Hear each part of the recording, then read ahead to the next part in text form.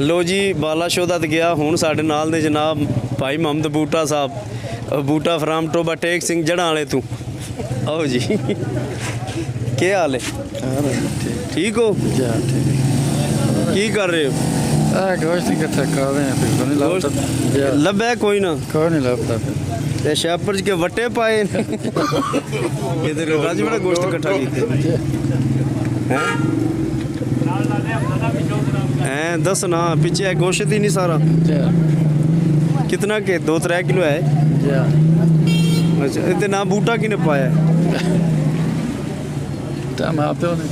आपे पाया? लो जी ਇਹਦਾ ਨਾਂ है बूटा मोहम्मद बूटा।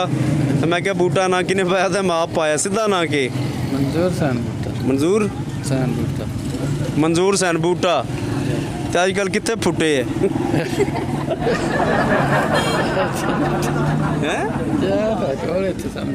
ਇੱਥੇ ਫੁੱਟੇ ਹੈ ਇਹ ਉਹ ਬੂਟਾ ਜਿਹੜਾ ਜਿੱਥੇ ਦਿਲ ਹੋਵੇ ਫੁੱਟ ਪੈਂਦਾ ਇਹਦਾ ਕੋਈ ਟਾਈਮ ਨਹੀਂ ਕੋਈ ਜਗ੍ਹਾ ਨਹੀਂ ਹੈ ਨਾ।